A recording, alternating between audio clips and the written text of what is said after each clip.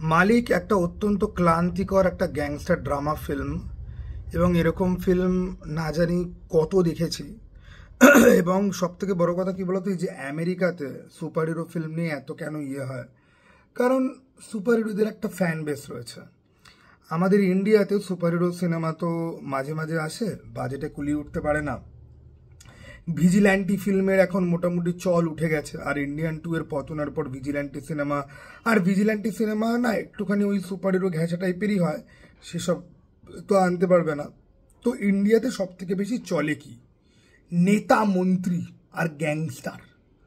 Gangster প্রথমে gangster হবে, তারপর নেতা মন্ত্রী হবে। কোনো বস্তি চাপ উঠে এসে প্রথমে গ্যাংস্টার হবে, তারপর নেতা মন্ত্রী হবে। সে পয়সার গরম দেখাবে, সে অনেক সোয়াগ করবে, সে স্লো মোশনে হেঁটে আসবে, সে সিগারেট ফুঁকবে, সে বন্দুক হাতে নিয়ে ঘাড়ে নিয়ে কথা বলবে। তাহলে আমাদের ইন্ডিয়ান পাবলিক খুশ। এবার ইন্ডিয়ান পাবলিক কত বড় চুতিয়া এটা সিনেমার মেকাররা খুব ভালো করে জানে। আজকে পুষ্পার মতো ছাপড়ি ক্যারেক্টার সুপারহিট, মার্কোর মতো তস্য বালের ক্যারেক্টার সুপার ডুপার হিট, অ্যানিমেলের মতো গাধা ক্যারেক্টার সে সুপার ডুপার হিট। যত প্রবলেমেটিক ঢ্যামনা অকারণেই অ্যাটিটিউড রয়েছে, কোনো ক্রাইম ফাইট করছে না, কিন্তু এরা কিন্তু কেউ ক্রাইম ফাইটার নয়, এরা কিন্তু কেউ ব্যাটম্যান নয়, এরা কিন্তু কোনো পুলিশ অফিসার কিন্তু নয়। এরা নিজেরা ক্রাইম করছে, নিজেদের কম্পিটিশনকে হাঁটাচ্ছে, সাধারণ লোককে পয়সা দিয়ে কিনে নিচ্ছে। কারুর বাড়িতে বাচ্চা অসুস্থ, গিয়ে দুটো পয়সা দিয়ে দিল, ইন্ডিয়ান পাবলিক খুশ। সিনেমাওয়ালি বলে একটা চ্যানেল ছিল, সিনেমাওয়ালি ইন্ডিয়ান পলিটিক্সের সাথে ইন্ডিয়ান পলিটিশিয়ানদের সাথে ইন্ডিয়ান সিনেমার কি কানেকশন একটা ভিডিও বানিয়েছিল। ভিডিওটা করে কিছু বদ লোকের নজর পড়ে যায় যে ওই ভিডিওতে ও কিছু পলিটিক্যাল ব্যক্তিত্বের নাম নিয়েছে। তারা ওর চ্যানেলকে স্ট্রাইক ফাইক পাঠিয়ে, কপিরাইট পাঠিয়ে, এবার ওই সিনেমাওয়ালি চ্যানেলটা অনেক ফাইট করেছে, অডিয়েন্সের কাছে অনেক প্লিড করেছে। এখন তার কি অবস্থা টু বি অনেস্ট আমি জানি না। এবার আমাদের দেশে পলিটিশিয়ানদের নিয়ে তুমি কিছু বলতে পারবে না, দে আর লাইক গড। আর এই সিনেমাতে আমরা একটা গ্যাংস্টারকে দেখতে পাই যার স্বপ্ন হচ্ছে গিয়ে পলিটিশিয়ান হবা।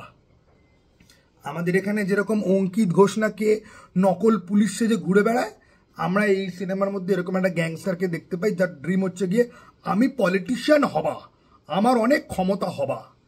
তো এই সিনেমা কি হলো বাবা?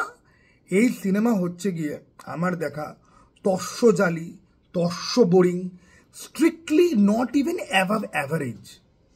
ঠিক আছে, একটা অত্যন্ত চিপ লুকিং একটা ফিল্ম, যেটা না তো আছে কোনো সোল, না তো আছে কোনো প্লট, না তো কোনো মেসেজ আছে, কিচ্ছু নেই। এবং এন্ডিংয়ে গিয়ে ভিলেন কি করে জিতছে, যে সিনেমার হিরোসে কি করে জিতছে না, অগ্নিপথে পঙ্কজ ত্রিপাঠীকে যেরকমভাবে ঋত্বিক রোশন কুপিয়েছিল ওই রকমভাবে, কিন্তু না, কোপানোটা দেখানো হয়নি। ওকে, নিউজ ফ্ল্যাশ। এবার এই সিনেমা নিয়ে দুদিন আগে প্রচুর ভাষা নিয়ে প্রচুর মারামারি, প্রসেনজিৎ দা কেন ইংলিশে কথা বললো, কেন হিন্দিতে বললো না, কেন বাংলাকে অপমান করলো। প্রসেনজিৎ চ্যাটার্জির এই গোটা সিনেমার মধ্যে ওনার প্রেজেন্সের গুরুত্ব ঠিক ততটাই যতটা মিশন ইম্পসিবলের 4 নম্বর ফিল্মে অনিল কাপুরের ছিল। এবার অনেকে বলবে না না না, প্রসেনজিৎ এখানে মেন পুলিশ অফিসার। প্রসেনজিৎ চট্টোপাধ্যায়কে আপনারা যদি দশম অবতারে যদি দেখেন, তাও আপনাদের হাসি পায়, তো হাসি পায়। 22 শ্রাবণে একটা লেজেন্ডারি ক্যারেক্টার প্লে করেছিল, বাট সৃজিতীয় টাচে সেই ক্যারেক্টারকে পুরোপুরি জোকারে পরিণত করা হয়েছে দশম অবতারে। এবারে আপনারা যারা ভাবছেন যে this is the biggest Joker police officer, তাদেরকে এখানে এই সিনেমাতে দেখতে হবে প্রসেনজিতের পুলিশের ক্যারেক্টারটা।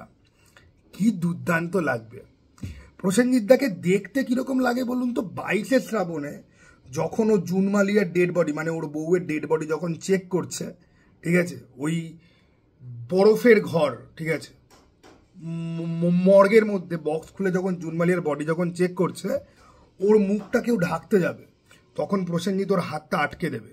ওইখানে প্রসেনজিতের যে মুখটা, যেরকম হেয়ার সেল, যেরকম গোফ, পুরো সেরকম দেখতে লাগছে। এবং সেই কারণে ট্রেলার দেখে আমি এক্সাইটেড ছিলাম। But then this film takes a giant fart in your face in the name of art. ঠিক আছে, তোমার মুখে লিটারালি ভরভরিয়ে হেগে দিয়ে চলে যায় এই সিনেমাটা। একটা ফালতু অ্যাভারেজ ডাল বোরিং একটা সিনেমা, যেটার বাকি জিনিসপত্র নিয়ে তো আমি কথা বলতে চাই না। আমার তাও 2-3টে জিনিস ভাল লেগেছে। এখানে কিছু কমব্যাট সিকোয়েন্স আছে, হ্যান্ড টু হ্যান্ড কমব্যাট। এবার রাজকুমার রাও বেশ ভালো রকম ক্যারাটে প্যারাটে শিখেছে, তার এখানে লেশ মাত্র নেই বটে, কিন্তু যেটুকুনি আছে আমার খারাপ লাগে না। আর গ্যাংস অফ ওয়াসিপুরকে এখানে হোমাজ দেওয়া হয়েছে, ঘাড়ে বন্দুক নিয়ে সাদা রঙের ড্রেস পরে একদম নওয়াজুদ্দিন সিদ্দিকী স্টাইলে হেঁটে বেড়াচ্ছে। তো ওর সব কিছু জিনিসপত্র আমার ভাল লাগে।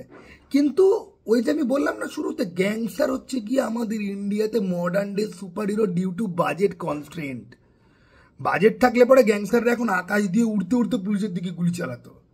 বাট এখানে যেটা হয় যে দুম ভাই এমন এমন বডির পার্টে গুলি খায় যেখানে গুলি খেলে পরে মানুষ মরে যায়, কিন্তু তারপরে উঠে দাঁড়িয়ে সে আবার গুলি চালায়, আগুন লাগে একবার, সেই আগুন তাকে ছুতে পারে না কারণ সে ভগবান।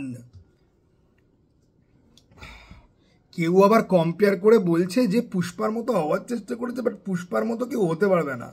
লেওড়া পুষ্পা 2 এর আমার না রোস্ট করার একটা প্ল্যান ছিল, ঠিক আছে? ওকে, ওই পুষ্পা রোস্টটা যদি আনতাম, আর আমার না মাঝে মাঝে মনে হচ্ছে আমার ভিডিওগুলো না হিন্দিতে করলে পরে আমার সেন্স অফ হিউমার অত ভালো বেরোবে না, বাংলার মধ্যেই ভিডিওগুলো ভাইরাল হলে পরে ভালো হতো।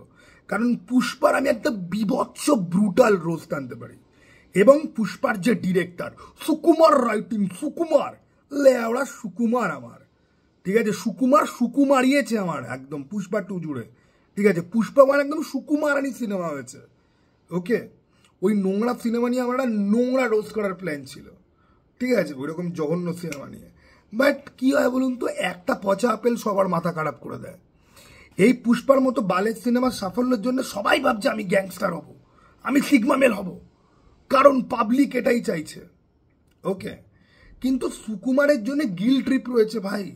অডিয়েন্স জানে অল্লু অর্জুনের সিনেমাকে ভালো না বললে পরে আমাকে পাপ দেবে, ঠিক আছে? কিন্তু রাজকুমার রাওয়ের সাথে সেটা নেই।